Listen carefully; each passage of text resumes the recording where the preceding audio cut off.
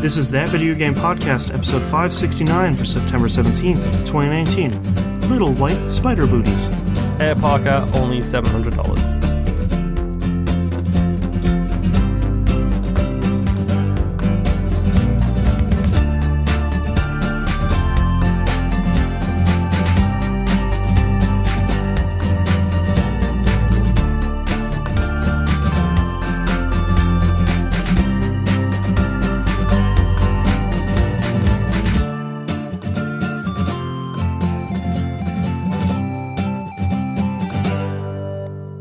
Welcome back to another episode of That Video Game Podcast. I'm your host, Boston, and joining me as always is Vampyr. Hello. Quick piece of programming news. We recorded the latest Game Club recap episode yesterday for Ori and the Blind Forest, and we unveiled our next game chosen by you, the patrons, and that is 2064 Read-Only Memories, which, as Vampyr said, thankfully is not a pixel platformer or a Metrovania, so Yep. sweet freedom. Yes, sweet freedom indeed. Yes, so that came out on basically anything you own, including the Ouya. So, yeah. Time to crack it out, I guess. Like I own an Ouya. I wasn't even in this country when that thing existed. Yeah, I bet you could. I wonder if you could still buy one for cheap. You probably could, but knowing eBay prices, they probably put them up to $700 because it's a limited edition thing now. Ooh, yeah. eBay.com. $30. No, that's too bad. I for ain't buying. For the Kickstarter, the limited edition Kickstarter backer edition with a second controller is $30. So, and I bet to the get that reward, wasn't it like $200 or something for that specific payout? It was a lot. Oh, yeah. Wow. Thanks. Anywho, so our next game is the Ouya available 2064 Read-Only Memories. You have a month to join us playing it, and hopefully you will join us because that game seems pretty cool. I'm excited to check it out. It looks, as my wife phrased it, she is out because it looks like a Game Boy game. Sure, okay. I don't think my wife played many Game Boy games because it doesn't look like a Game Boy game. No, it doesn't even... Yeah, I get where she's coming from because I feel like you either really enjoy pixel art stuff or the retro-looking stuff, or you don't. Yeah, or it's like this ancient, you pull out the stone tablet and you get the dust off of it. It's like, 2064 read-only memories. I haven't played this in 30 years. It's sort of like, there's no real in-between, I feel. Yeah. All right, with all that out of the way, what have you been playing this past week? Let's start with Ori the Blind Forest. Again, yes. Promo. Go listen to that episode. We have some very good things to say about that game. Yes. # spoilers. Yeah. I played a little bit of Spider-Man this week. I backed off from playing it a little bit because I despite my inclination, I have been looking at the different options available for dongles for the Xbox One controller to be able to be used on the PlayStation 4. Right. For comfort and RSI reasons. Yes, exactly. Yeah. And thinking about it more, I was thinking about this while I was in the process of trying to order one. I realized that the reason it probably affects me so much now is because all I did between like the teenage years to like OG Xbox release was play PlayStation. Which might be possibly one of those things where, you don't play tennis for 6 years and then you go back and all of a sudden the elbow thing comes back. Yeah, your arm falls off. It might be something along those lines. But I went out, I picked up a dongle, it arrived today. Something I didn't mention to you earlier was it arrived about 20 minutes before I came upstairs to do the show. That's usually how it works, yeah. Yep. So I plugged it in. I did give it a quick test, and it is currently being put through its paces. Not by me, but I'm not allowed to mention to anybody that somebody is playing the PlayStation, so wink, wink, nudge, nudge. Whoever could it be? Yes, it's Louise, my cat. She is. Yes, exactly. She is swinging through the city as we speak. Right. But yeah, I played a little bit of Spider-Man, and that game just feels so good. Like, they nailed the most important thing in a Spider-Man game for me, and that is the swinging, the sensation of motion. At this point, I don't even care that there isn't even a counter button in the game. Yeah. I don't mind. And I unlocked my favorite suit, which is the Stark suit from Homecoming movie. Oh yeah. So excuse me. I'm all in. That is my suit from this point on, because I hate the dumb suits. They're really cool that they're in there, like the genuinely cool touches, and that all these weird outfits are in there. But I don't want to play as negative Spider-Man who's got like a weirdly bright white costume with weirdly coloured trim and stuff. It's like, no. Oh, weird. I'll just use the outfit from Homecoming. That's the quintessential Spider-Man suit. I thought I heard you can mix and match benefits from suits on other ones. Yes, what happens is each suit has an individual ability. The classic suit, I believe, has I can't remember what it's called. It's there's a really good word for it, but it's where he jumps up, spins around, and just fires webs in every single direction. I wish I could remember what it's called, because it's always got a great word for it. I can't use the more adult-themed one, but that's what it does. The suit you start with has battle focus, where it regains your focus meter, which allows you to do finishes faster. Like the Tony Stark one, I believe. Not the Homecoming suit, but one of the other Stark suits, it looks like. That has holographic versions of Spider-Man that come out. Cool. There is the Infinity War Spider-Man suit, which has got the 8 legs. Yeah. You can equip every single suit ability on every other suit. So depending on your type of playstyle, you can just unlock that suit, play with that specific special ability, and then you're all good. That's nice. It's a really cool feature, because it allows you want to buy all the suits that way. You want to experience that kind of thing. Play with them for 10 minutes and then be like, no, I don't like the way this suit looks. Yeah. It's the loading screens for me is always the most important thing. The suit they designed for the game, the white spider with the trim, with like the white trim, I love almost every single aspect about it, except for the fact that he's got little white spider booties. Oh, really? And I don't like his white spider booties. Like, there's a little trim on the side of the ankle, and that's fine. But it's the fact that it looks like he's wearing spider sneakers is just, Right. I think I'll use the Stark suit, thanks. So yeah. Plus, I love that movie anyway, so that's fine by me. Yeah. But now, get ready, folks, because Horizon Zero Dawn awaits. What was it? Until Dawn awaits. Yep. The Uncharted Collection awaits. Finishing off God of War awaits. Donut County awaits. Yeah, Donut County. There's like 5 or 6 other games I now own on the PlayStation, which now are all awaiting me playing them. So, right. Oh no, there's so much to play. And now you can play them in longer than an hour at a time. Yes, exactly. Yeah. Let's see. Spider-Man Ori, Dead by Daylight, game number 3. That game is still fun. Please play it with us. They amended things like with the rep thing, so now I'm achievement hunting like a mofo. So I need to jump back in and get all of those achievements for each individual character, which they actually made a lot easier with the updates. So I'm fine with that, but I want to jump in and play some more, because Dead by Daylight is terrifying. Boston, please buy it, please play it. Come on. Oh no. Come on. I'm so much of a chicken. Come on. You've got Game Pass. You're going to be playing the Xbox soon. I do, yeah. It's like 10 minutes a match, if that. That 10 minutes is appealing. And then if you die, you can just spectate, so that's fine. There you go. But yeah, Dead by Daylight is still fun. 2 more games to talk about. I'm going really quick this week because I literally put a lot of time into a few games. Okay. Yoku's Island Express. Oh, yeah. The pinball Metroidvania game. I gotta get back to this. I realized that it was... I'm trying to clean up space on my hard drive, and I started going from the top down, and I thought, why not go from the bottom up? So I went and checked. Oh, yeah. And Yoku's Island Express is right there at the bottom of my list, waiting to be played again.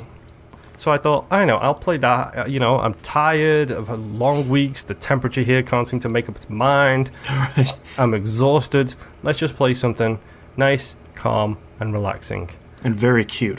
And then over the past 3 days, I beat the game, got every single collectible and every single achievement. So, wow. Yes, Yoku's Island Express may have, like, stolen my week away from me. I definitely have to get back to this now. That game is so good. And did you ever get to the point where you got the sprinkles?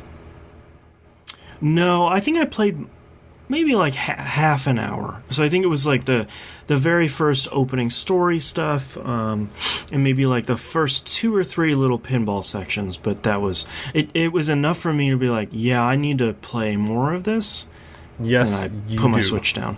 100% you do. Yeah. Because this game just sneaked itself onto my top 10 list this year, I think. Wow. Because in a tumultuous time as a personal person, as a society at large, as people who enjoy geek culture in general, like, the world is falling apart, it feels like, and this is a green skies, feel-good game it's so perfect. It's got that chilled out music, it's a very small game, it's relatively easy to play and complete in a short amount of time. Like, the secrets in the game are so shocking. The reason I asked about the sprinkles is because that was the thing which I thought was so cool about it, is as you get chests, you get these orbs which you deliver to one person and he puts them on these little dispensers. And you can change the colour of your pinball based on what sprinkle you put onto your actual pinball. Nice. And they're all called like deadly sprinkles, bling sprinkles, I think it's crimson sprinkles, but like, for example, if you mix the deadly sprinkles and the loot sprinkles, or the gold one, essentially, it turns your ball into like a jeweled spider ball. It's so cool. It's like so dumb, but then you have to use them to solve puzzles in the game. You have to go and change your outfit to go into different areas. It's so stupid and so fun.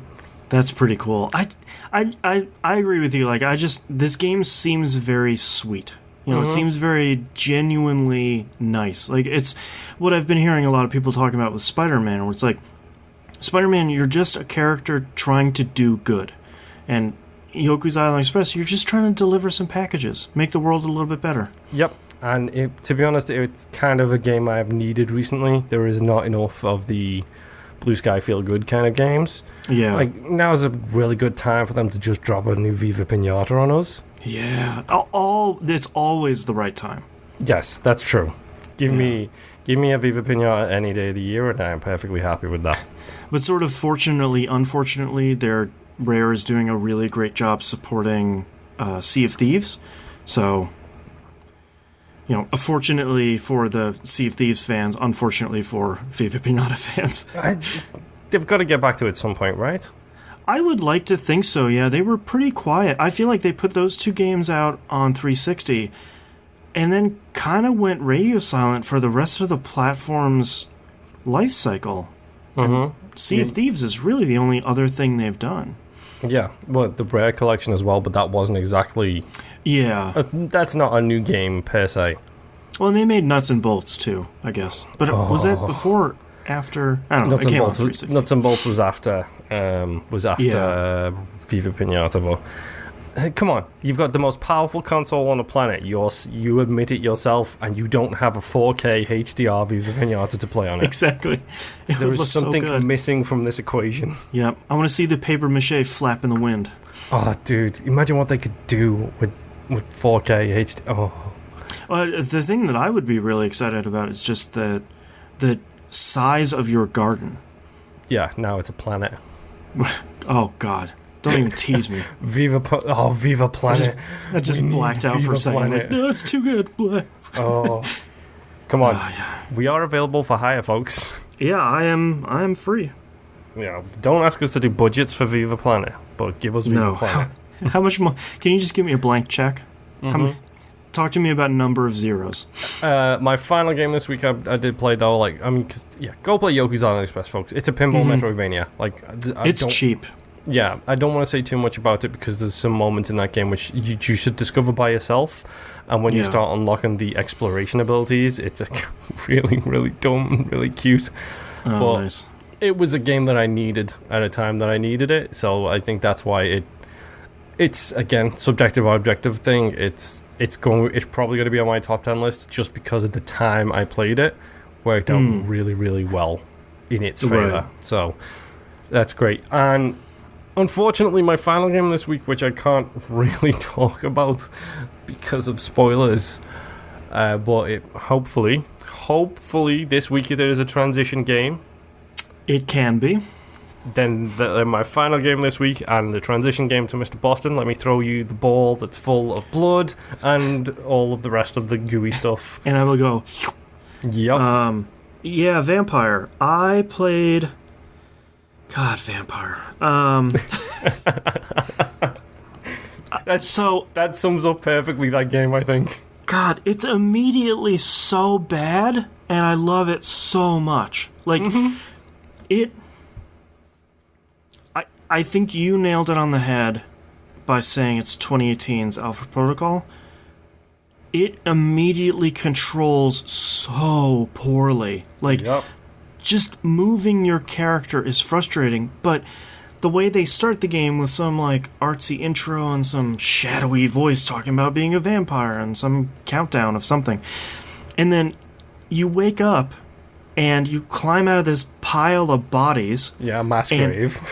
Yeah, and it's the whole game is black and white until you spot this heartbeat and circulatory system off in the distance, and I'm like, oh, this is actually pretty good. And then you bite down and you drain your sister, which is really, really pretty horrific.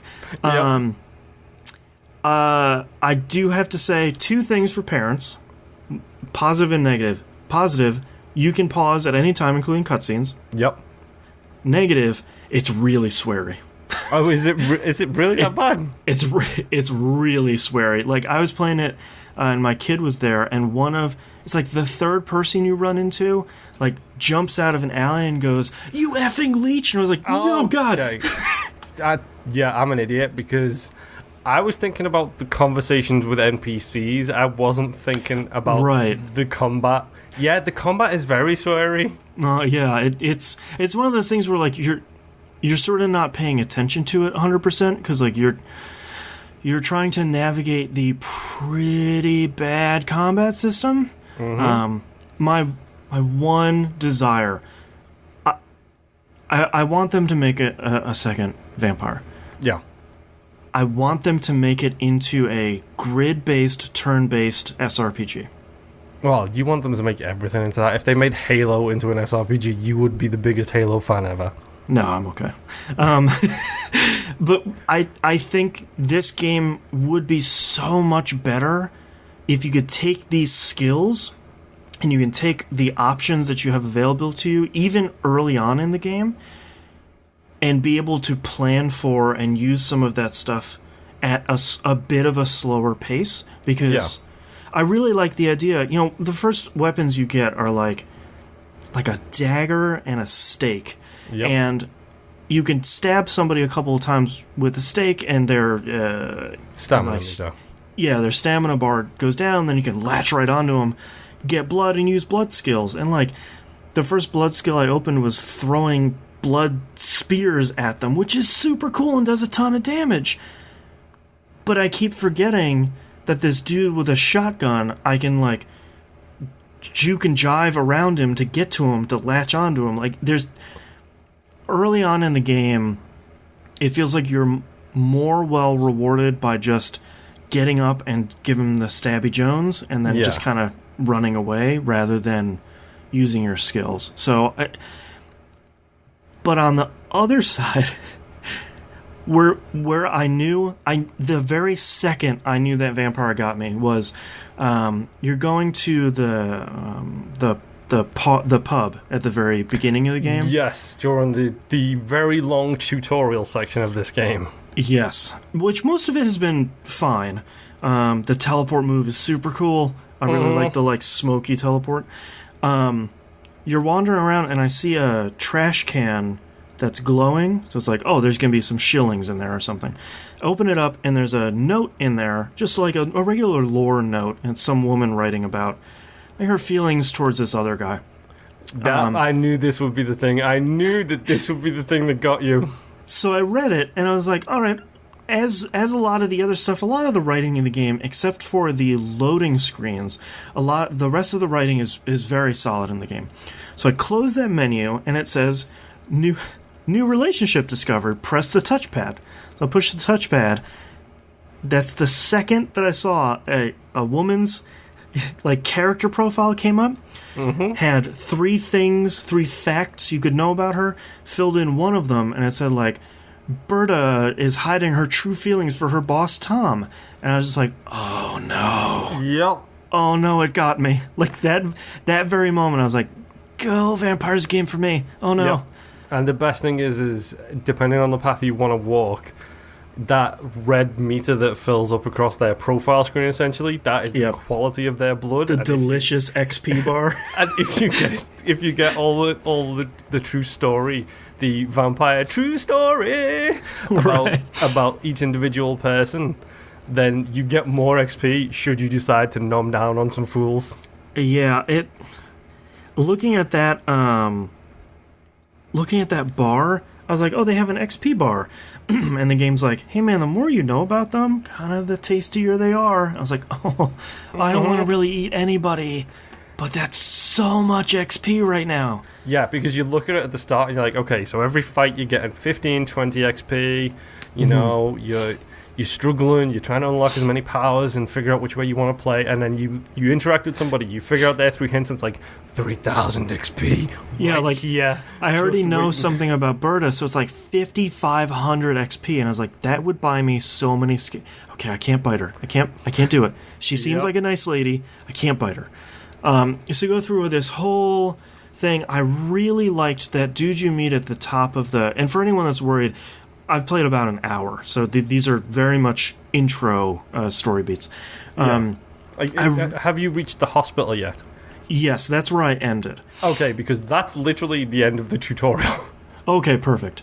I really liked when you went to the second floor to talk to that dude, and he had the cross out. That effect is one of my favorite effects in video games. That effect is so cool. Like they somehow managed to, even though it's not going to hurt you to look at it, there's something about how overwhelming it is as it's being pointed at you. Yeah, like you see he points the cross and it's like, you see it light up and then it basically becomes like this beam of light, like a big laser encompassing your view as you look at this cross longer. It's just so, the light effects, just the way they did that effect by itself is so cool. Yeah, and so you go through all this stuff, you do a couple of fights, you do some exploration stuff, you're like finding out who killed the bar owner's friend, and then you get to the hospital and you meet you've already met your boss, who's like, hey man, I can offer you a job, and it's the night shift. Wink wink, nudge nudge. Yeah. And of course you're like a world famous blood specialist, like a blood pathologist or something. So you get to the hospital and you meet kind of like a really jerky nurse, but everyone's overworked. And I go up this, I forgot about this. I go to the side, and there's a dude, 2 people fighting, and there's a guy that like pushes someone else into the river, like stabs him, pushes him in the river. Yep. And the game's like, get him to go over here. And it's like, okay, and you like hypnotize him, I think is the word. Why did I forget this terminology? It's like a specific mesmer. It's basically a mesmer. You mesmerize them. Yeah. It has a really great icon where it's like the head silhouette with the little swirly logo, Dreamcast logo in it, like the. And it's like, hey, you should mesmerize this guy and take him over here. It's like, okay, take him to the shadows. Take him over here. Nobody can see you. Okay, I'll follow this tutorial. And it's like, do you want to feed? And I was like, sure, I will. And like, after I chomp down on him, the game's like, you didn't have to do that. Why'd you do that? And he's like, why would you kill me? It's like, wait, what? No, okay. Yep. I killed that dude. And the best thing is, now you have to live with your actions. Yeah, and I feel like the game has done a good job where it's sort of like, look, later on, you can totally eat this really nice nurse who's trying to help you, and she has like 15,000 XP. or that dude that just killed someone else and is totally drunk. It's like, yep. Okay, I see how you're doing this, Vampyr. So yeah, I got to the outside of the hospital, and they told me where my room is, and you meet like 3 or 4 people. I had one of those heart-stopping moments in games like this where they're dialogue-driven, where I talked to the one older nurse, and she's like, "Look, can you talk to this doctor? Like, he's working himself to death. It's really dangerous." Yeah, she's got glasses. She's very much the oldest nurse on the staff. Yeah. So I go talk to him, and it's really nice because now that I know now that I know something about him, it shows up in blue in the dialogue choices. So I picked that one. I was like, "Hey man, this nurse is concerned about you. Like, something like, you look like you're dead on your feet. You've been working a lot." And he says, "Oh, well, who told you that?" And you say, I said, "Well, it's this other nurse." And he goes, "Oh, don't worry, I'll go have a talk with her." And I was like, "Oh no, I screwed up." My character goes, "Hey man, don't take it out on her. Just because I told you this, like, she's concerned about you." And he said, "Oh, well, on the contrary, she's the only person that I would trust. I'll see you later." And I was like, "Oh, thank God." I don't want to like screw up my very first like real dialogue choice. So I thought that was good. Vampyr seems really good. Yeah, and just so you know as well, if you're ever in Vampire Vision looking around the hospital when it goes all black and white and you see everyone's heartbeats, have fun, look at your own silhouette. It's solid black. Oh, weird. Which is really cool because you don't have a heartbeat because you're a vampire. It's an amazing little touch. But if you ever see like red smoke or like a little eye symbol above like a character, that means they are either having a conversation or going to an area to have a conversation that you should be interested in. So find a little peepee tom spot so you can see what they're saying, and that is one of the things that will give you more hints about the people and allow you to delve more, fill all that stuff out. And just some more advice for you. Hints for one person can lead to hints for another person, which can lead to hints for another person. Oh no, that's dangerous. You can fail hints by saying the wrong thing to somebody, and then that cuts you off from hints for someone else or for him. Wow. It's insane. It almost feels like one of those games that you want to play through just naturally the first time, and then you want to find like one of those 100% guides afterwards, where it's like, that's what I'm doing. So yeah, say this thing to this person, follow this person to X room, and then say this thing. Yeah, Vampyr is one of those B games that we often don't get in gaming. Like, there's always B movies, which are like good and bad at the same time. Vampyr is so much, and this is no slight against Don't Nod. It's a very good bad game. Yes. Its combat is not great. No. It doesn't look super fantastic. It runs fairly smoothly. It looks incredible on the X. I'm thinking more like there's not a lot of great texture work, at least in the intro area where it's like the slums. The slums are not the most impressive area. The docks, that kind of area. I didn't like the docks. I like the other places you go, but I'm also a fan of like the Gothic architecture and the Gothic style. Yeah. You know, I like my Burton. What can I say? Well, it starts off understandably, it starts off in sort of like the brown and black and gray docks area. So, I mean, it sort of has to, but... Yeah. But yeah, it's one of those rare games. It's very much like Alpha Protocol. Alpha Protocol is a very good bad game. Yep. You know, Alpha Protocol has problems with control and shooting. You know, like two of the core things that game needs to do. But everything else around it is great. And I feel the same way about Vampyr, where voice acting's pretty good and it's written surprisingly very well so far. But it isn't the best looking game, and a lot of the combat early on just feels it's off. At first it feels terrible. Like, you will get used to it, which I'm not saying that's a positive for the game, is getting used to bad combat. It's not something you should have to do. But when you figure out what skills you like and stuff like that, that's when the combat becomes so much easier.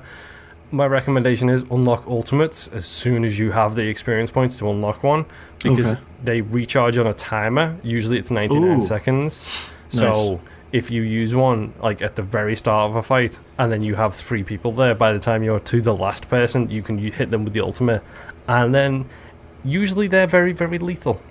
Okay. I'll work on that then. Yeah. Yeah, so far it seems good. I don't really have a lot of complaints about it other than, the stuff that you prepared me for, which is sort of... The combat is iffy. Yeah, it's a good, bad game. Yep. I did download the Forza Horizon 4 demo. Yep, I have been told by basically everyone who exists on the planet that this thing looks incredible and plays great. Yeah. So, I was in a bad mood trying to download Forza Horizon 4. I will save my story here, but it was very much like Microsoft being a little too helpful and the Xbox store being overwhelmed by people trying to download the demo. I just had a bad time. Sometimes you just go to download something as soon as it comes out and it's just not working for you. Yeah, please see me talking about Spider-Man. Yeah, exactly, where it's like, it's going to take how many hours? Mm-hmm. I could just go buy a disc. Oh, man. I had the disc, dude. That's the stupid thing. Yeah, that's even worse, yeah. I seem to be the only one that is having massive performance issues with Forza Horizon 4's demo. Oh, wow. I am getting points where probably every 2 or 3 minutes the game just freezes for about 3 to 5 seconds. That's pretty bad. Yeah, and I know some people are going to be like, well, what Xbox do you have? And I have a launch Xbox, and don't tell me to go buy an X, because that's not the solution. I also, the hard drive is only half full. All this stuff seems to be in order. I'm sort of suspecting it's either my Xbox was having a bad day, or it's maybe an E3 demo build. So it's like a really early build. I'm not going to judge it on performance for right now. I'm going to get it as Game Pass anyway, so I'm not going to... The game is free. Yeah, I'm not going to really worry about it. I really like the presentation. There's 2 things I really like about Forza Horizon 4. One of them is they've revamped the race results screen, because before it was always like, Forza Horizon 3, it like zooms in on your wheel and it fills up 2 bars and it's fine.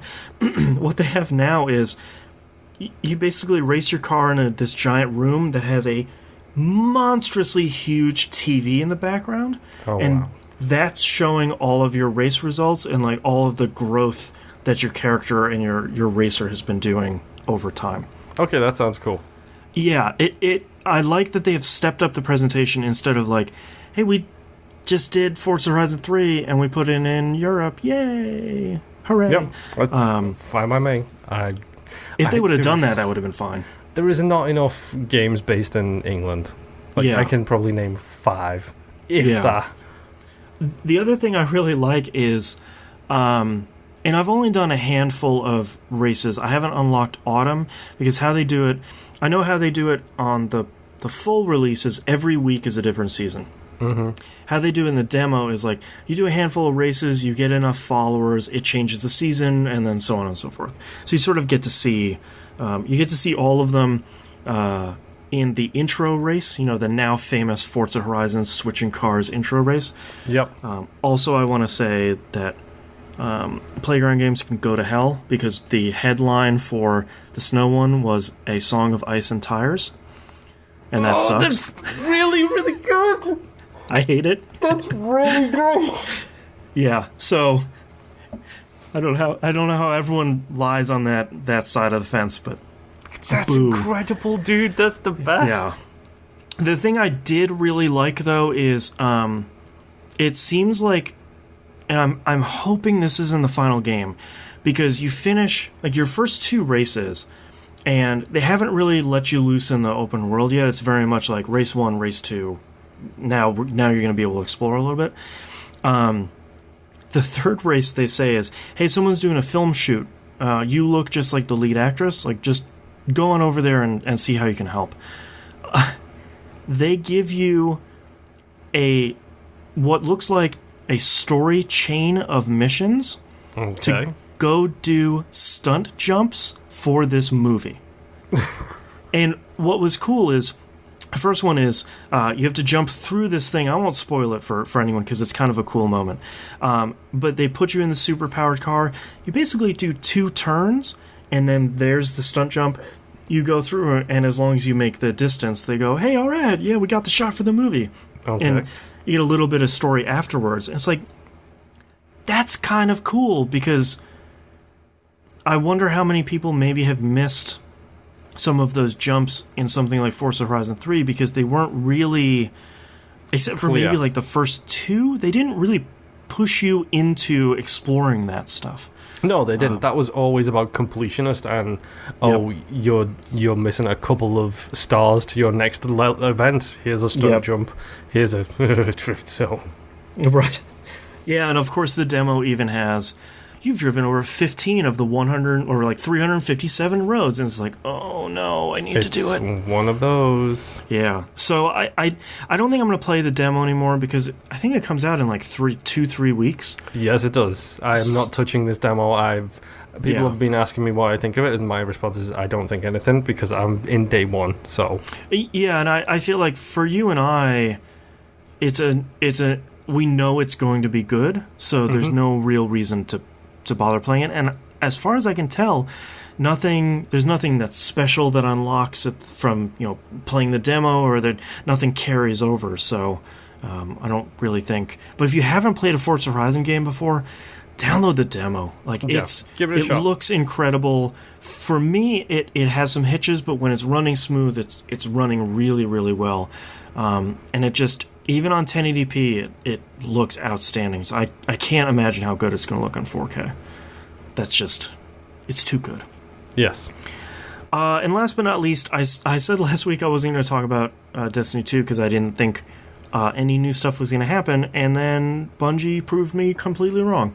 So last week, I was working on the quest to unlock the Dreaming City, the second exploration zone. Mm-hmm. Man, did they outdo themselves with the Dreaming City. It is, I feel like one of the biggest negatives for Destiny 1 and Destiny 2 is you're always exploring these totally burnt out, these husk environments that have been decaying since, the fall of the Golden Age. Yeah. So it's all like exposed girders and stuff. It's the Gears of War brown and black thing, except they actually have a lot of color in Destiny. But it's the same basic thing. Yeah, but like everywhere you're exploring has fallen apart. The Dreaming City is still untouched, and it's beautiful. It's these rolling green hills. It's these amazing giant towers with rounded edges and gold filigree. Like, everything is intact, and everything is way bigger than you are. Like we were talking about last week, that's some of the stuff that Destiny does really well. The thing, for anyone that hasn't seen Dreaming City, the thing I can sort of liken it to the most is sort of the elven architecture from the Lord of the Rings movies. Yes. It's like that twisted wood and the very like ornate stonework, and I think it's beautiful looking, and it's nice to see like green fields and trees that aren't dead. But it's also such a breath of fresh air to get something that's intact in that universe. It's not cobbled together from scraps. Yeah. I think that's really cool, and it's massively huge, and we'll talk about more of it in a second here. The raid launched. The Last Wish launched on Tuesday, and or Friday. Sorry. When Vault of Glass came out in Destiny 1, it held the crown for longest raid, and that was the longest first clear. That was 14 hours and like 38 minutes or something. The first clear of Last Wish was 19 hours and change. Oh, wow. It is the largest problem. So for people that are listening that maybe don't know how raiding and a lot of this stuff works, within like 2 or 3 weeks, you'll be able to bang that thing out in 2 hours. Like, yeah, you'll have the strats, you'll have the gear. The biggest problem is it's been I don't want to say it's been hard to gear up in Destiny 2. It's going to be a longer road than it has before. It's not like you worked really hard for 2 weeks and now you're light level and there's nothing left to do. So a lot of people were going in like the 530s. The raid started at 550. The raid ended at 585. Okay, so don't do that. Yeah, like you'll now know if you're ready or not. I just got up to like 515, so I'm obviously nowhere near it. The raid looks incredible. I won't spoil anything because I know there are some people. There are a lot of people that want to go into it blind. I think all of it looks really great. I think every single boss encounter and every single non-boss encounter looks really, really great. And they did every raid that comes out. They managed to bend Destiny's engine just a little bit more to be like, oh, I didn't expect I'd have to do this sort of puzzle, or like, I can't believe they could fit this much stuff into one room with a boss and like all this other stuff. And it's just the Vault of Glass stuff, like I think it was the Vault of Glass, the shields and jumping through the portals and that kind of stuff was just like, I don't know how you did this. It's really cool that you did it that way. Yep. But I don't understand how you did it with a game which is it's the same issues that you had with the first one and all that stuff. But good on you for making the raids at least the standout like moments of the year kind of possibles. Yeah, and a lot of stuff, like there's one boss that is a DPS race. Like you start the boss, it's very much like the Crota raid, where you start a boss, there's a set time limit. When you don't meet that time limit, you die. But they do such a better job now of communicating, here's what this thing is, here's how much time you have left. If the encounter is going to change, you'll see something in the lower left-hand corner. Like, all of it is so much clearer, and I think that really helps it. The other side of the coin is, now that the raid has been completed, Destiny 2 is changing. Canonically, now the last boss of the raid has been defeated, which in the lore is exactly what they wanted. So as a side effect, there's a new Gambit map, there's a new strike that unlocked, there's a whole set of new quests in the Dreaming City, and the Dreaming City is now changing. And over the next couple weeks, it apparently will change in fairly substantive ways. It already looks like it's different in some pretty interesting ways. And all of that happened as soon as that very first team beat that raid. That's kind of cool.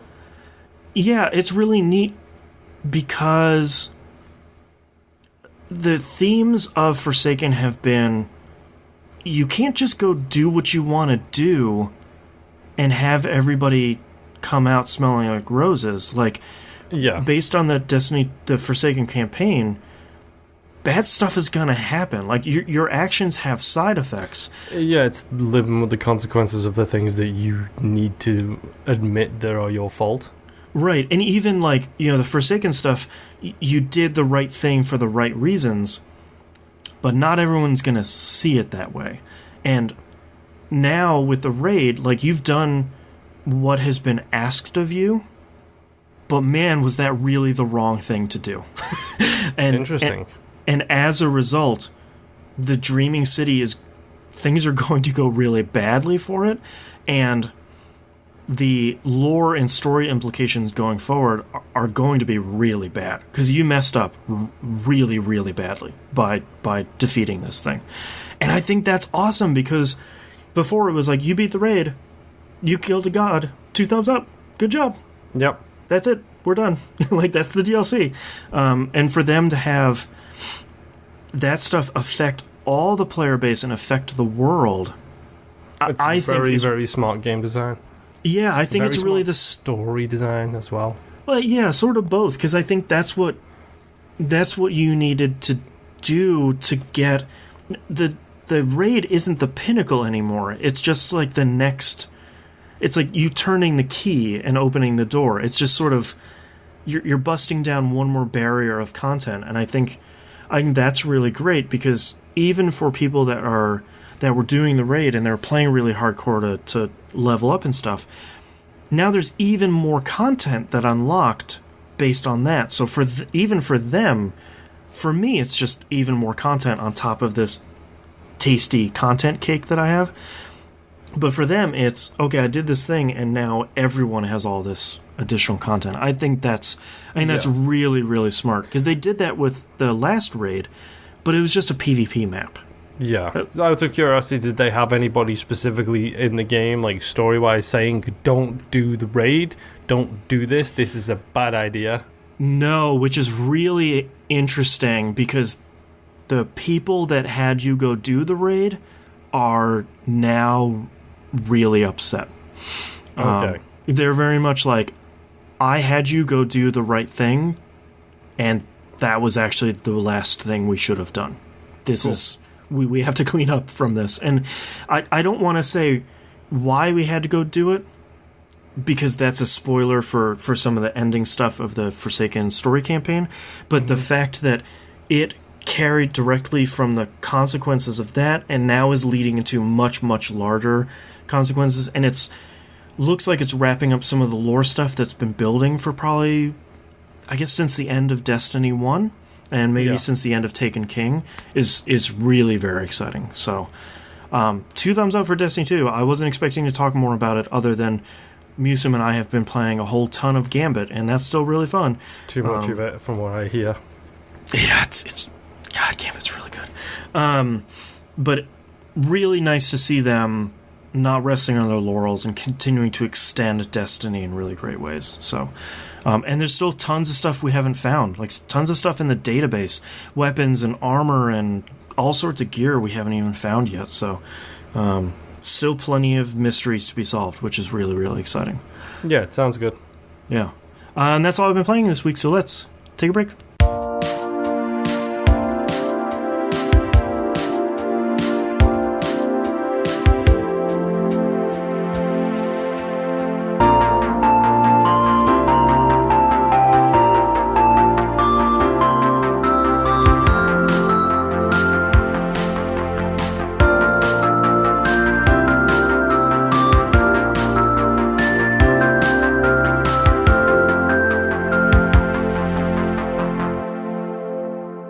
Let's talk releases for the week of September 17th, 2018. The Bard's Tale 4 Barrows Deep comes out for PC, OS X, and Linux.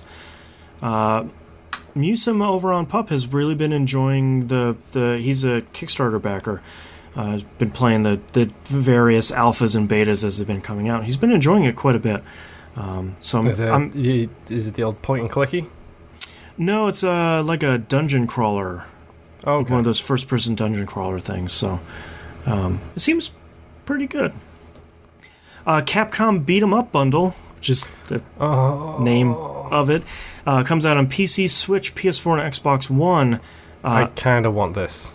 Yeah, I really care because it has Knights of the Round in it, which is one of my favorite Capcom beat 'em ups.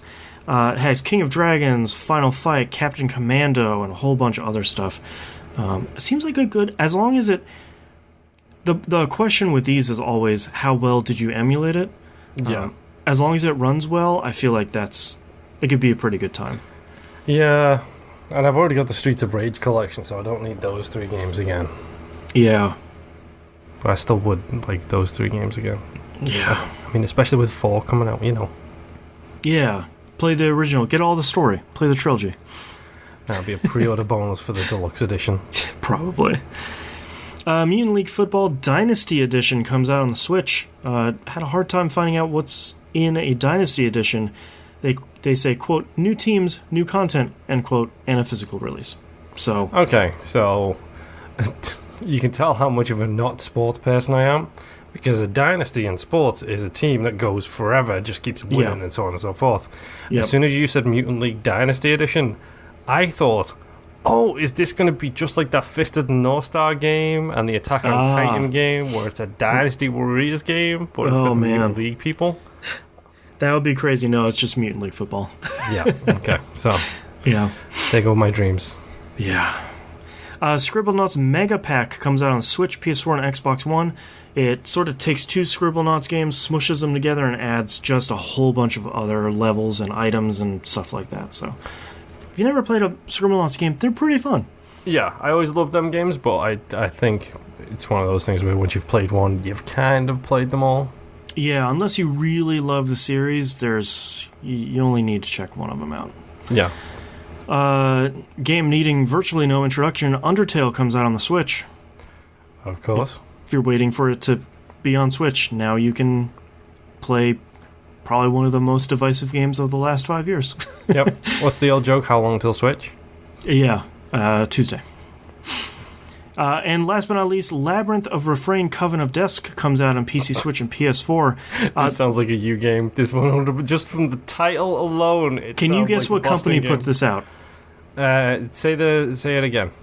Labyrinth of Refrain, Coven of Dusk. Oh, part of me wants to say Koei, or however you say their name. Yeah, Koei Tecmo, yeah. Yeah, the Disgaea people, because that's 100% one of their kind of titles too. But no, it's gotta be the Persona people. Or I can't remember. No, shockingly, it's not Atlas. It's NIS. Oh, people need cheat. Yeah, close enough. Yeah, I wasn't really interested in this until I watched gameplay of it. It is a super old school 80s style first person dungeon crawler. Like, you move one tile, you move a tile, like all first person. That's crazy, and I respect that a lot, and I will never play this game. Yeah, thank you for making me both want to play the game and never play the game at the same time. I feel like I would really enjoy it, but I also feel like I would probably spend $40 on it and spend like 150 hours. Mm-hmm. Just to finish the campaign. Yes. Yeah.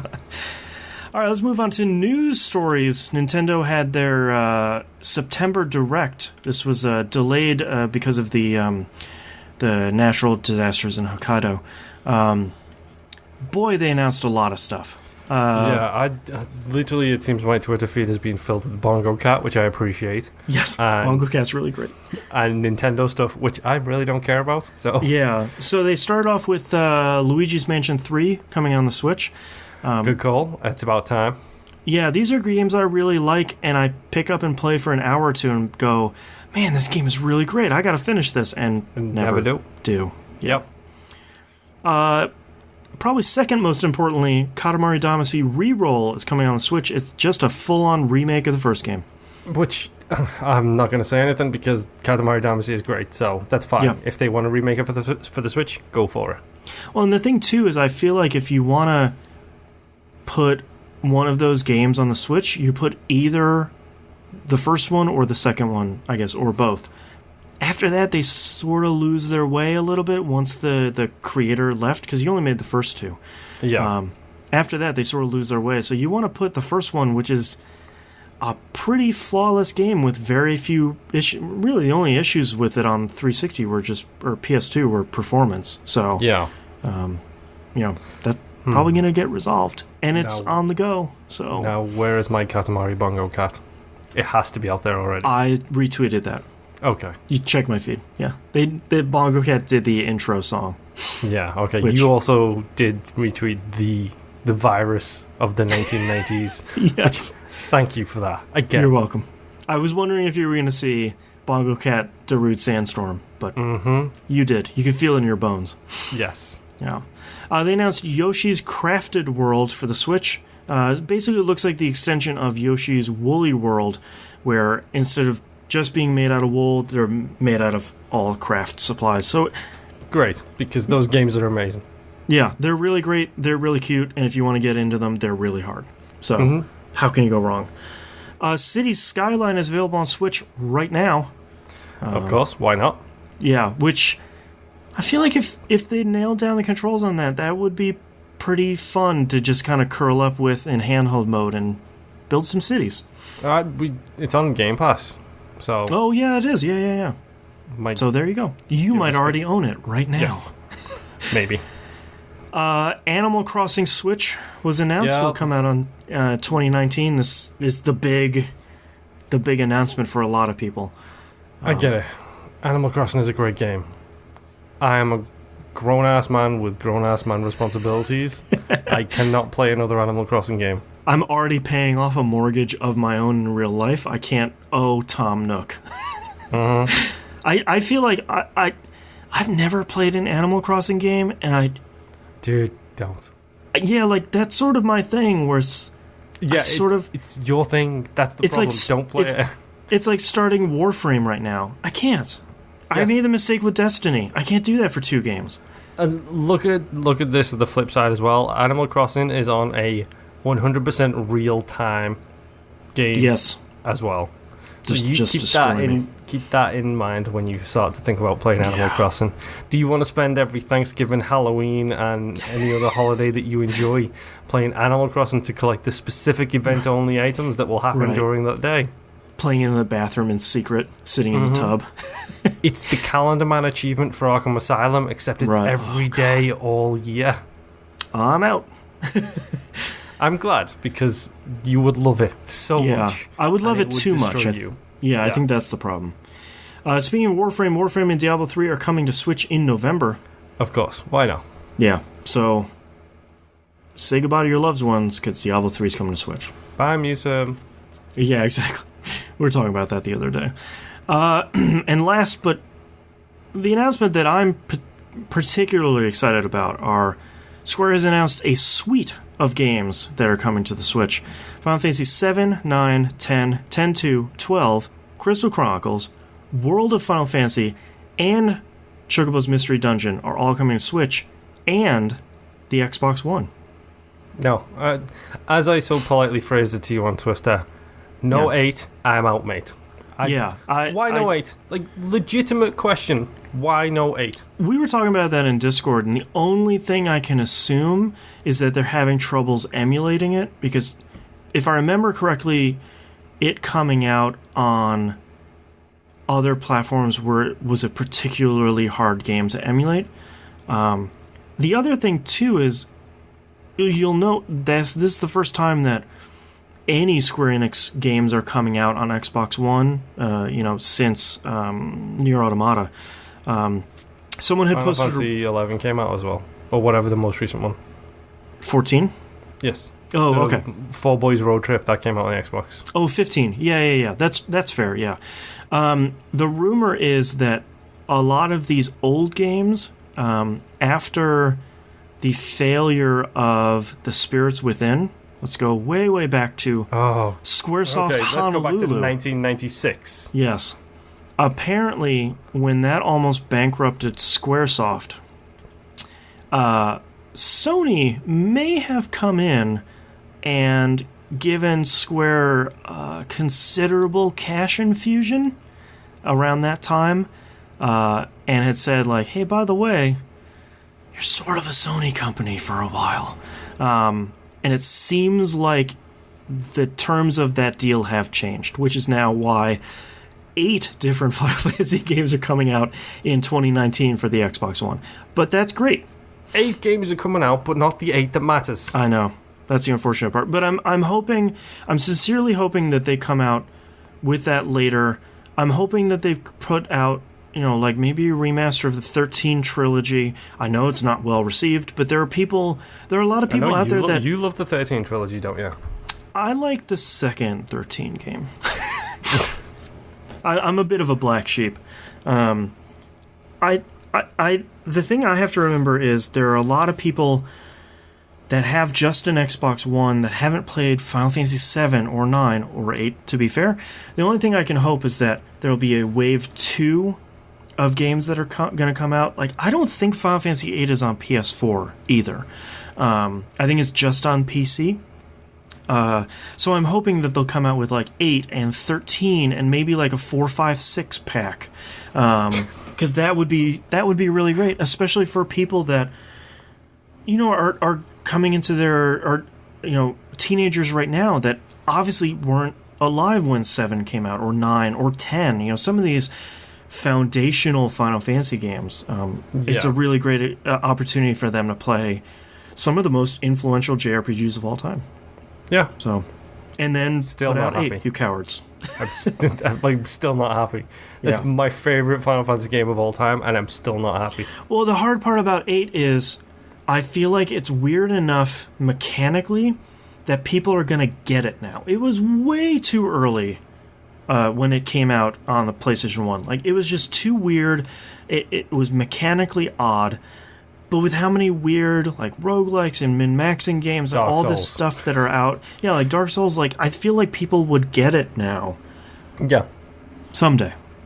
Yeah. In my heart. Someday. Yeah. Speaking of in our heart, Alan Wake is back for a live-action TV show. Let's talk about the biggest piece of news ever to hit this household, shall we? Yes. Your wife exploded with joy. Yes, like literally exploded with joy. Like, number one, good on Remedy for taking what ended up being a really bad idea with Quantum Break, spinning it out into something that has adoring fans across the globe. Right. And it would be really good for Alan Wake. Like, that's a really good idea. Make an Alan Wake TV show. And maybe put out a remaster of it? Or a sequel. Either or will do nicely. Preferably a sequel, maybe with like a quick $10 DLC for the first game in American Nightmare. Yeah, you can bundle them in for $10 and get away with it, I think. Yeah. Alan Wake in 4K with HDR. Yeah. That'd be really nice. And the Energizer battery ads removed. Yes. What was the other one? Like Ford Taurus or something? I think it was, some car. Yeah. Man, Alan Wake is a great game. Alan Wake's so good. I'm very excited to see what they're going to do with a TV show, because I feel like the format, if you could carry forward the format of potentially telling some parts of the story out of order, I feel like that could be a really cool show. Yeah, do a Pulp Fiction but in TV show format. Yeah. Yeah, that's really exciting. I know it's still a ways off, but that seems really cool. Yeah, this is a Remedy household. Like, yes. Period. Anything Remedy will be welcomed into this home with open arms. Flying a Remedy flag outside. Yes. The next news story, The Last Remnant got pulled down on Steam a couple months ago, and they said, hey, it's going away. It seems to be the reason for that is because they're coming out with a Last Remnant Remastered. Is this the JRPG that you love on the 360? No, this is something I'm thinking of. What's the JRPG that you were obsessed with on the 360? Tales of Vesperia? No, it's like 4 discs. It's not one of the Tales series. Lost Odyssey. That's the one. Thank you. Oh, Lost Odyssey is so good. Man, talk about this is the game I tried to find. Yeah, I tried to find this game in England, and it's called something else, and I completely never managed to find it. Yeah, it did have another name. Yeah, Soulman in the community really liked this. He fought for it a lot when it originally came out. So it looks like they're taking the PC version, oddly enough, changing it from Unreal Engine 3 to 4, which seems like a shockingly large change, and then putting it out on PS4 for $20. Please tell me it's coming out on Xbox as well. I feel like this is one of those that's going to come to Xbox One and PC later, because it's weird that they would pull it off of PC and then put it back on PS4 and not also put it back on PC. So I wonder if there's some UE4 engine issues that are sort of preventing a lot of that stuff. But yeah, possibly. I'm really glad they're putting this back out, because it's a very weird, very different RPG. And I'm really glad they're putting the PC version out, because it fixed all of the dumb mistakes that they accidentally made in the 360 version. If you're going to play Last Remnant, please play with a guide. Please. You can over-level and make the game impossible. It's not an RPG where, like, you want to fight everyone and fight everything. That will be a real bad time. So, please. But a not bad time, Hollow Knight. Let's talk about the 2019 announced release date. Oh wait, never mind that. Yeah, I got confused. The spring 2019 release date for Hollow Knight is the physical edition, which was not previously made clear. The Hollow Knight Voidheart Edition, which is coming out to PS4 and Xbox One, comes out on September 25th, 2018. So, 2 weeks. 2 weeks. It is 2 weeks. on PS4. It's available for pre-order right now. It was 20% off. It's like a $13 game. So for around $10 you can get it. It's not on pre-order for Xbox One. I'm assuming it'll just show up on the 25th. Probably. So, this is Hollow Knight with all 4 DLC packs baked into it. It's still $15, which is a steal. Great. So, Hollow Knight in 2 weeks. Forza Horizon 4. Yep. Assassin's Creed. Yep. Battlefield 5. Red Dead Redemption. Redemption. Oh, yeah. And I think, to me, it says how much I like Hollow Knight that this got announced, and I pre-ordered it as soon as I can, and I'm very excited to hop back into it. Yeah, I'm going to hopefully, based on what you've said about the game, I'm hopefully going to have enough time to play it between now and Game of the Year. Yeah. Hopefully. If you need a really good map, if you get really lost or you're sort of done fighting with the game, I can text you the map that I have. Okay. It's very good. Okay. And last but not least, the news story that probably only I am excited about. A new super team developer has been created. I still don't understand how this happened. It's visual novels, so feel free to fall asleep if anyone is so inclined. The creators of Zero Escape series, Yes. and the creators of the Danganronpa series have That's made... the one with the panda. Yes. He is... I think there's a joke in the game that he's not a panda. He's a bear. Okay. Also a robot, maybe? They have joined forces to make one studio that's going to make visual novels, and they announced like 6 of them, and they all look incredible. Of course they did. So like 2 of the 3 heaviest hitters of popular visual novel games have combined their forces, and they're just going to make some really incredible stuff. A form of a visual novel. Yes, they are. 6 parts form a visual novel. Yes. Yeah, that's a good reference. I like it. All right, we haven't talked about reader questions here for a little bit, so I have a bunch to wrap up. Apologies if I missed anybody's, but we haven't talked about them lately. Send them in again. Yeah, exactly. Servo in Discord says, what are some of your most memorable but not necessarily favorite stages or levels in past games? Some of mine from the Genesis are the board game stage in Gunstar Heroes, which is really good, or Dinosaurs for Hire when you're attacked by miniature tanks and helicopters on a Hollywood movie set. I feel like we have to take out Blighttown. Yeah, that's like a given. That's the middle of the bingo card. Like, that's just a gimme. Yeah, that's a free square on the bingo game. Let's see. Oh, I have one. Zone of the Enders 2. There's that really great stage where you're way up in the air and you're hopping from one of those giant carrier ships to another. It's one of those few PS2 games that did scale really well, where you're fighting a whole bunch of stuff and you're fighting these giant ships and you're very, very high off the ground. We usually didn't see that a lot in PS2 games. I mean, is this good and bad memorable? Yeah, I guess he did say memorable but not necessarily favorite. So I guess it sort of is bad levels. Ocarina of Time, first time you go into Hyrule Field. That's. I thought you were going to say Water Temple for bad level. Well, that was going to be my next point. Okay. Really good moment, memorable would be the first time you get into Hyrule Field. The really horrifically designed Water Temple is the worst memorable level in that because you spend 6 hours underwater, lost and confused, switching items. Yep. I guess I have to say Deep Nest from Hollow Knight. I get what they were going for, but it's kind of a nightmare area that is like a touch too difficult for a game that's already really hard. Yeah. It's definitely memorable, though. This is a good question, because I feel like we so often have really great levels that we love because they do something creative, but... It's kind of memorable because it's so crazy, but it's hard to say it's just one level because, to be honest, it's the entire game. Metal Gear Rising is memorable in every single level, in every single way, positive and negative. Yeah. Like, Metal Gear Rising is one of the best examples of this is so bad it's good and so good it's bad, all mixed into one game. Right. Like, Did you ever play Jet Set Radio Future?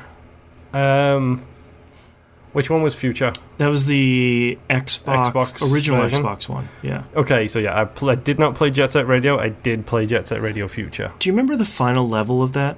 No, because I blocked it out from my mind. It's this thing where you're like skating up these girders to go spray this boss. Oh. But the background is like two different swirling backgrounds that are moving opposite to each other, and you're like curving up this just a vomitorium. That's also a reminder that the last level, the meat circus of Psychonauts, is really bad. They fixed it, but the original release nearly impossible to finish. Good levels, bad levels, memorable levels. So that's the problem. Is like I can think about this after the show. And oh yeah, 20 different things. You'll be laying in bed and be like, "Oh, Okami." Oh, Okami, man. That's a really good example. Yeah. Memorable for a weird reason for me is just cause 1 and 2. Getting a helicopter, flying to the very top of the world, and then just jumping out the helicopter and seeing the weird black magic that those guys did with that engine, where it's like, look, it's a rainforest, now it's a forest, now it's trees, and it doesn't really change how it looks the whole way down. Right. Like that reminds me, this is going to be a controversial one, and I'm sure you will vehemently disagree with this. I'm going to say Crackdown 2. I think it's memorable in the wrong way because it, by and large, was Crackdown 1's map changed a little bit. It was sort of like, oh, like it's still good, but...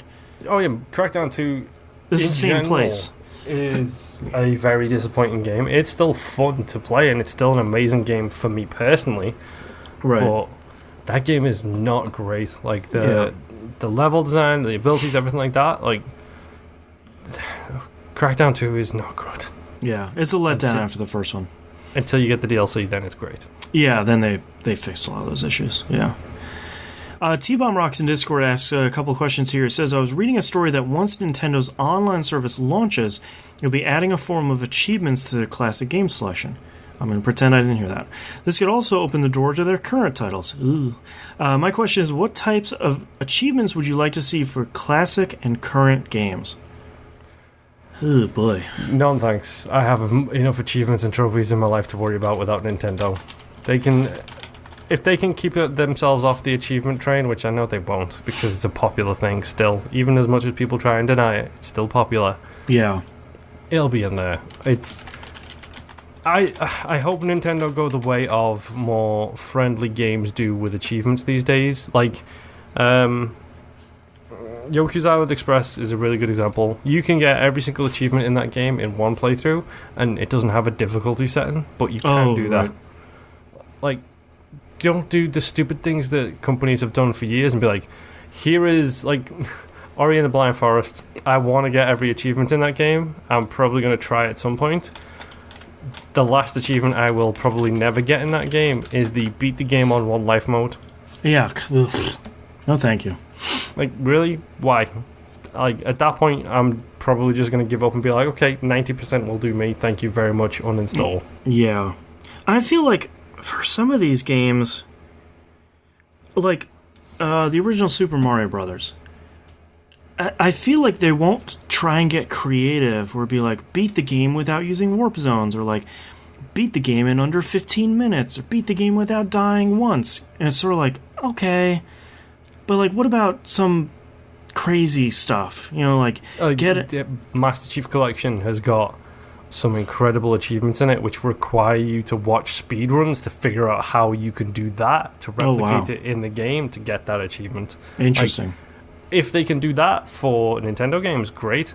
Yeah. Do the backwards weird jump up the stairs trick in Super Mario 64. Yeah, exactly. Like, yeah.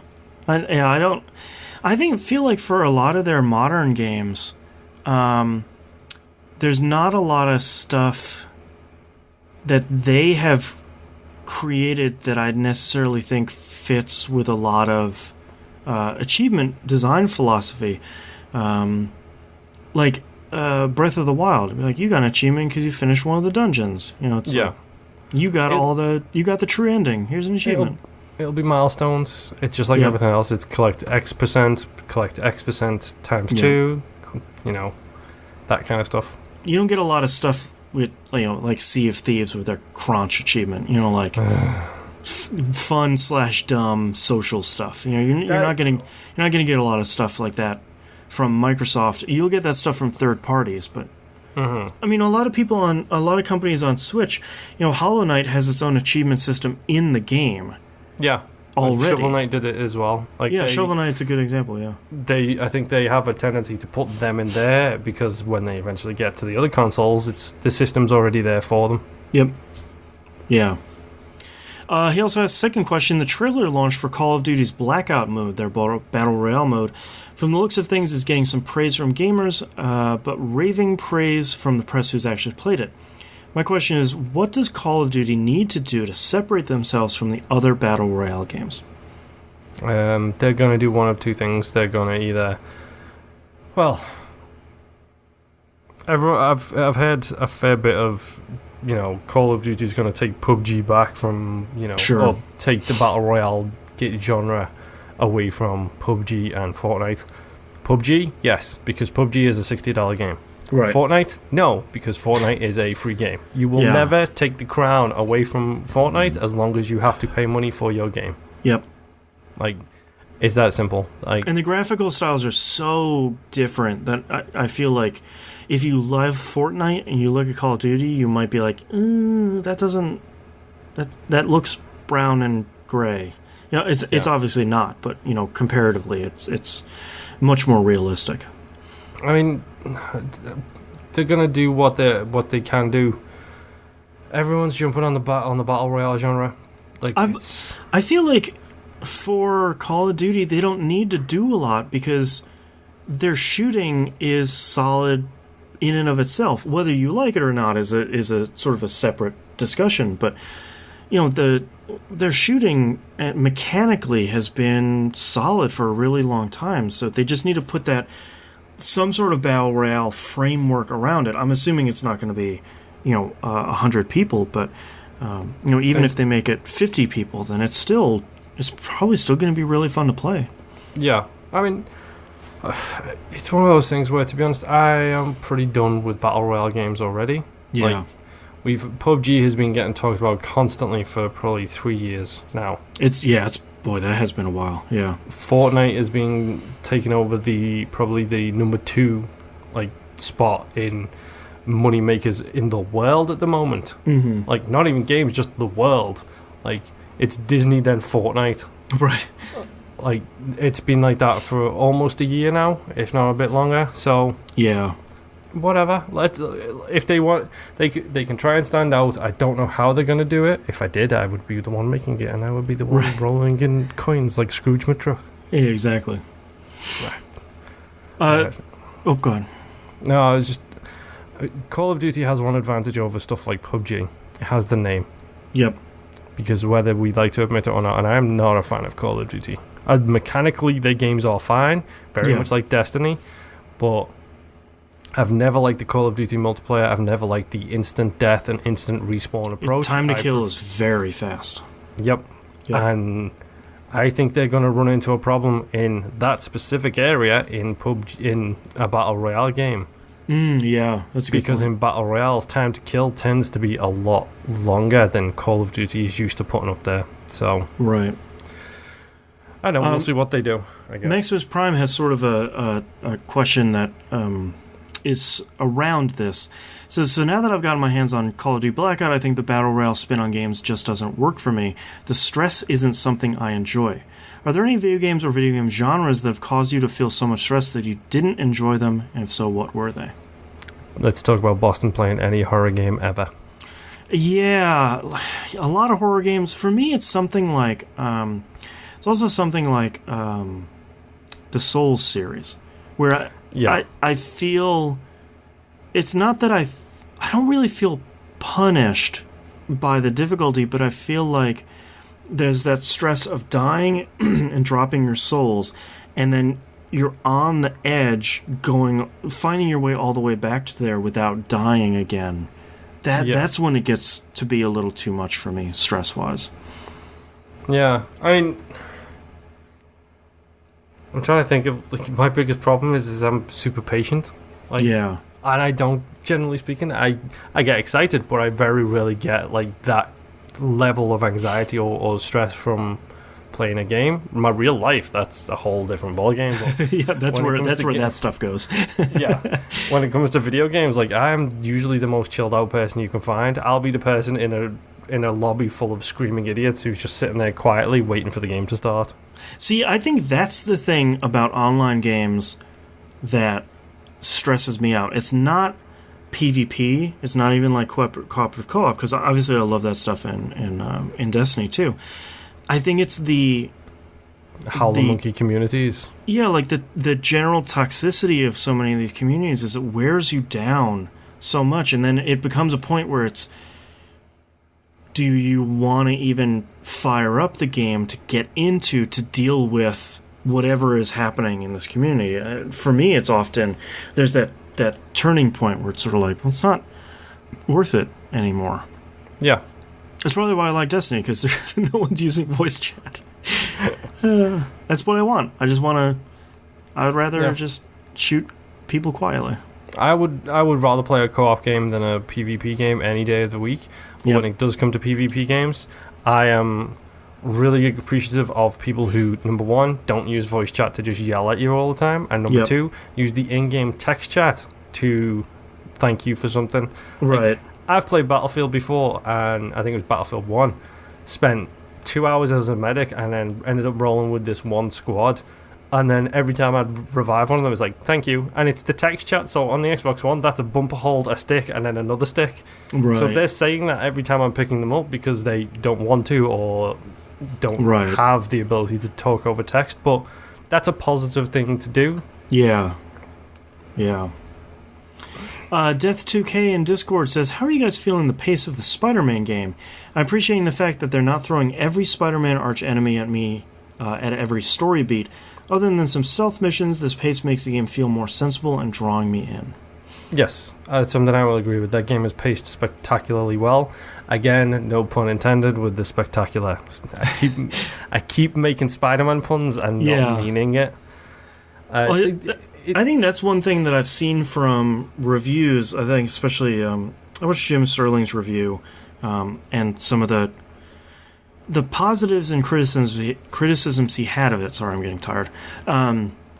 Is that they don't have 15 enemies. Like, you don't just go stop a random bank heist and Rhino is in there. You know, it's not like you beat him up for 2 minutes and then he doesn't show up in the games. Like, I like that they have a smaller stable of villains that I'm hearing are mostly impactful.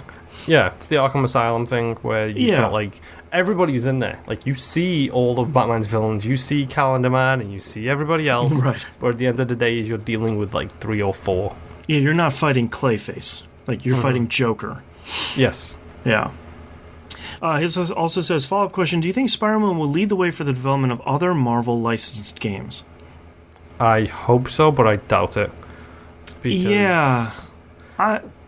The thing I hope that Spider-Man will usher in is licensors loosening the reins on licensed games a little bit more. And patience. Yeah. You'll sell a good Spider-Man game.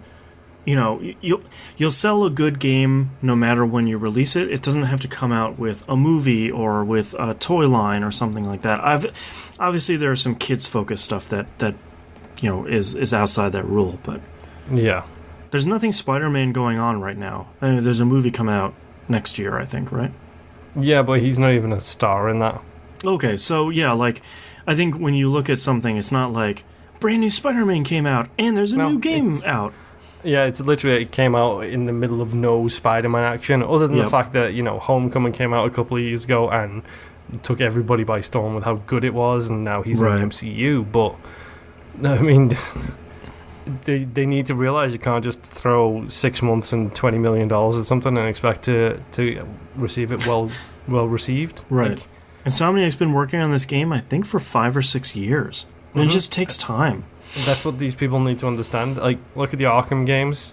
In my opinion, they have gone down since the first one. Yep. Because the first one was probably given the most time to actually work. God, that first one is so good. It's one of the games of the generation. That's the only one I finished. Because, like, the other ones I get into, and, like, I get into the open world BS of it. And it's like, okay, now you just puked icons on the map. And I don't want to do that. I want to go back to, the light Metroidvania that first one was. Yep. It's the, what is it called? The something, I don't know, whatever. You know what I mean. There's so much stuff to do, you can't choose it. Yeah, it's like a decision paralysis. Yes. Yeah. And on that note, because both of us are now just completely fried, that's all of our questions, and that's our episode this week. If you'd like to visit us, you can do so at tvgp.tv. Everywhere you can find and follow us is on the right-hand side of the page. And don't forget to join the Discord server. That's still hopping like crazy. Right now we're posting a whole bunch of old PS1 and PS2 games, so if you got some of those, post some pictures over in Discord. And Game Club, we just wrapped up, like we talked about, Ori and the Blind Forest. 2064 Read-Only Memories is a brand new game, released on pretty much anything you have, including your phones. Hopefully my watch. Yeah, maybe. I don't know. Maybe there'll be like the VMU from the Dreamcast. Maybe you can do something on there, too.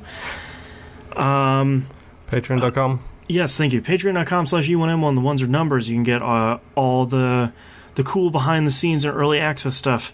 There will be a show coming soon-ish in the near future to replace T-Bomb R. So if you want to get on that, I would recommend the $5 tier. That's the real bang for your buck, especially since you get dynamic soundtrack and Old Dog New Flicks a couple months early in both cases. And don't forget to follow us on YouTube, Twitch, the whole place. Social media stuff. Yeah, all the social media stuff, but most importantly, go subscribe over there so it'll let you know when we go live, because we don't go live exactly at 1 p.m. Pacific. That's why I mention it. It'll let you know. And that's our episode for this week. Bye. Yes. I'll see you next week. So tired. Yeah, I can tell. I'm just hot. Yeah, it's now 3 o'clock, so yeah, now it's hot. Okay. Alright. Hit me with them titles. Ouya available. That's good. It's so bad and I love it. Yep.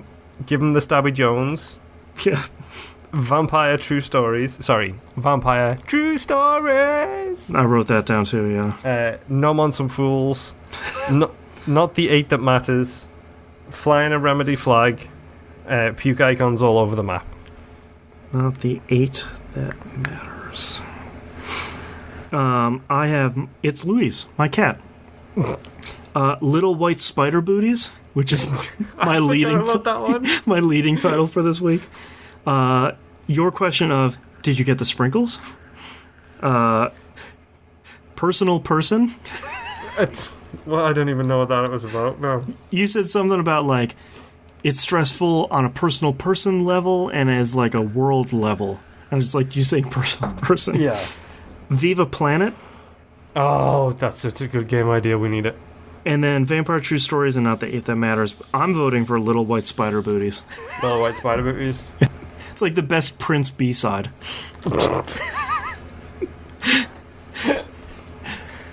Oh, wow. It's really good. Yeah. I don't feel as strongly about any of the other ones as that one. No, the only one other than that one I would vote would be Not the 8 That Matters, but that's because I am in a rage about that situation. Yeah, that's the title in our hearts. You know, where Squall and Reno live.